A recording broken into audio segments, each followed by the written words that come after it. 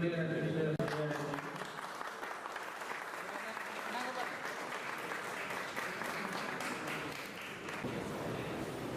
Shantakumar, President Technical Assistant, Mr. Hanaku, Mr. Bhaskar, Account Service.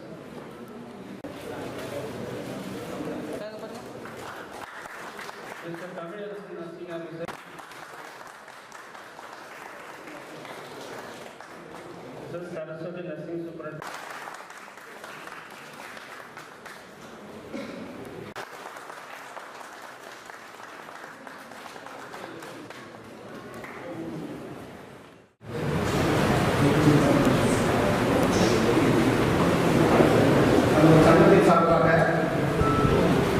இந்த விழாவிற்கு பெருமை சேர்க்க வந்திருக்கக்கூடிய நமது இயக்குனர் டாக்டர் ராகேஷ் அகர்வால் அவர்களே, மருத்துவ கண்காணிப்பாளர் திருமிகு டாக்டர் துரைராஜன் அவர்களே, dean academic doctor Vikram Ghate அவர்களே, டீன் ரிசர்ச் டாக்டர் தாப்பா அவர்களே, senior professor pulmonary medicine doctor Vinothkumar அவர்களே, professor Lenin Babu anaesthesia HOD அவர்களே, additional professor doctor Sathyaprabhu neuro surgery HOD அவர்களே, senior administrative officer Hawa Singh அவர்களே, senior professor pharmacology doctor Raveendran அவர்களே, அசிஸ்டன்ட் அட்மினிஸ்ட்ரேட்டிவ் ஆஃபீஸர் முருகவேல் மற்றும்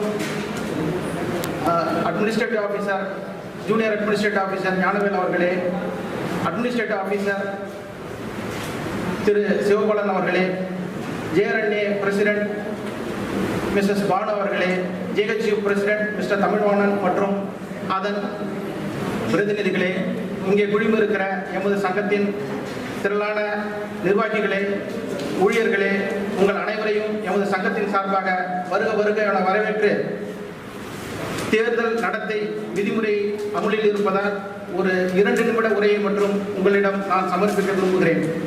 doctor அம்பேத்கரின் 134வது பிறந்தநாள் விழாவை நாம் இங்கே சீரும் சிறப்பாக கொண்டாடுகிறோம். அம்பேத்கரின் அவரை ஒரே ஒரு சப்ஜெக்டை மட்டும் நான் இங்கே பேச விரும்புகிறேன். அம்பேத்கர் டெமோக்ரஸி, அம்பேத்கரின் ஜனநாயகம் என்ற தலைப்பிலே. அம்பேத்கரின் ஜனநாயகம் என்று சொன்னால், அம்பேத்கர் நமது நாட்டுக்கு ஜனநாயகமான ஒரு அரசியலமைப்பு சட்டத்தை வழங்கியிருக்கிறார். ஜஸ்டிஸ், லிபர்ட்டி, ஈக்குவாலிட்டி, ஃப்ரெட்டர்னிட்டி, நான்கும் எதை காட்டுகிறது என்றால் சமூக சமத்துவ சட்டம். இந்த Indian constitution nothing but social democracy. சமூக சமத்துவத்தை தான் அவர் ஜனநாயகமாக அரசியலமைப்பு சட்டத்திலே வரையறுத்திருக்கிறார், செதுக்கி இருக்கிறார் என்பதை நான் இங்கே போட்டிட்டு காட்ட விரும்புகிறேன். ஒரு ஜஸ்ட் ஒரு 4 பாயிண்ட் தான். அதில் ஆர்டிகல் 14 அதாவது கிட்டத்தட்ட 500க்கும் மேற்பட்ட ஆர்டிகல் அதில் கொடுத்துருக்குறாங்க. அதில் ஒரு சமத்துவ சட்டத்துக்காக ஒரு அடையாளமாக ஒரு 4 ஆர்டிகல் மட்டும் நான் இங்கே போட்டிட்டு காட்ட விரும்புகிறேன். ஆர்டிகல் 14, ஈக்குவாலிட்டி பிஃபோர் லா, சட்டத்தின் முன் அனைவரும் சமம். சட்டத்தின் முன் அனைவரும் சமம். சாதி, நிறம், மதம், பாலின பாகுபாடு, பிறப்பின் அடிப்படை, இது எந்த விதமான பாகுபாடும் இல்லாம சட்டத்தின் முன் அனைவரும் சமம் என்று நிரூபிக்கப்பட்டிருக்கிறார். அதுக்கு ஒரு உதாரணமா நம்ம சொல்லணும்னா, சமீபத்தில் மும்பையில் ஒரு திருமணம் நடக்குது. அதானியுடைய மகனுடைய திருமணம். அதாவது ஆனந்த் அதானி கிட்டத்தட்ட 1000 கோடி ரூபாய்க்கு மேல செலவு செஞ்சு திருமணம் நடத்துறாங்க. அவங்களுக்கும் ஒரு வாக்கு தான். அரசு தேர்தலில் அவங்களுக்கும் ஒரு வாக்கு தான். நம்ம சாலைகளிலே இரவு நேரங்களில சுத்தப்படுத்துற ஒரு பெண்மணி, ஏழை பெண்மணி, அவங்களுக்கு காதுல மூக்கில் எதுவுமே இருக்காது. அந்த பெண்மணிக்கு ஒரு வாக்கு தான். இதுதான் சட்டத்தின் முன் அனைவரும் சமம் என்ற நிலைப்பாடு. அடுத்தபடியா ஆர்டிகல் 15, ப்ரோஹிபிஷன் அல்லது பிரிவென்ஷன், அதாவது ப்ரொடெக்ஷன், அனைத்து மக்களுக்கும் சமமான பாதுகாப்பு. இந்திய மக்கள் அனைவருக்கும் சமமான பாதுகாப்பை இந்த இந்திய அரசாங்கம் வழங்க வேண்டும் என்பது ஆர்டிகல் 15ல அம்பேத்கர் குறிப்பிட்டிருக்கிறார். ஆர்டிகல் 16, ஈக்குவல் ஆப்பர்ச்சுனிட்டி, அதாவது அனைவருக்கும் சமமான வாய்ப்பு.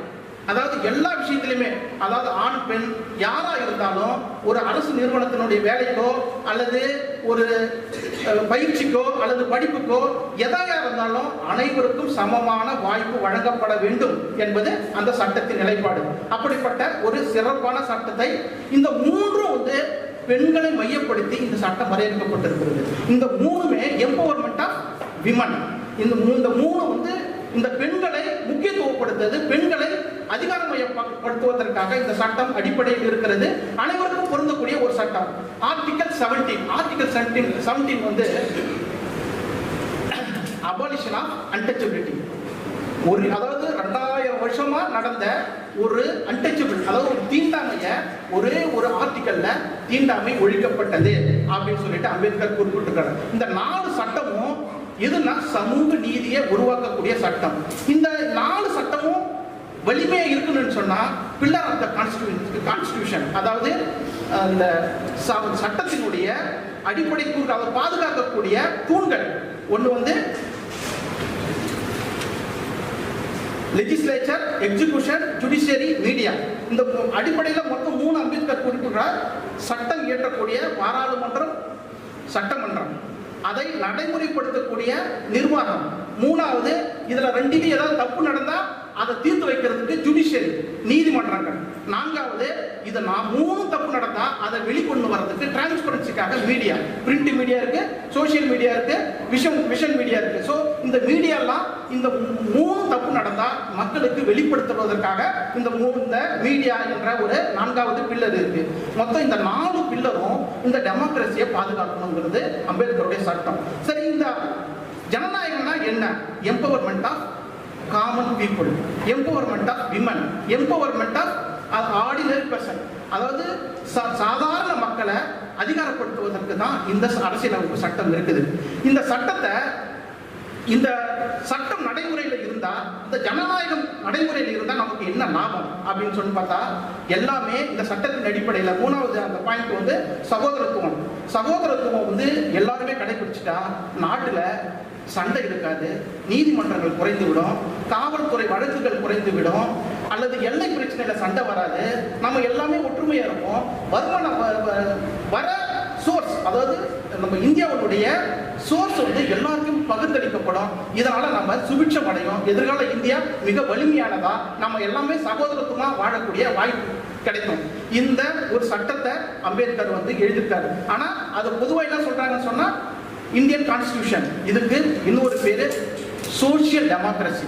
இந்த அருமையான ஒரு சட்டத்தை அம்பேத்கர் வழங்கியிருக்கிறார். அதிகமாக பேசுறதுக்கு இந்த சந்தர்ப்பம் இல்லை, அதனால நான் குறைவே முடிச்சிருக்கிறேன். இந்த விழாவிற்கு உங்கள் அனைவரையும் வருக வரவேற்று, இந்த சோசியல் டெமோக்ரஸி லைவா இருக்கணும். அம்பேத்கர் புகழ் பட்டி தொட்டியெல்லாம் பரவணும். அது பட்டி தொட்டியெல்லாம் பரவனா அம்பேத்கர் புகழ் பரவ இந்த சோசியல் டெமோக்ரஸி உயிரோடு இருக்கும், உயிர்ப்போடு இருக்கும். அதை நம்ம பாதுகாக்க வேண்டியது கடமை.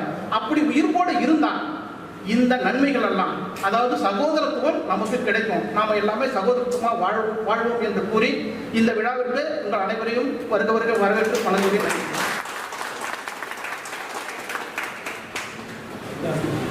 தேங்க்யூ மிஸ்டர் பரமேஸ்வரன் அவர்களே.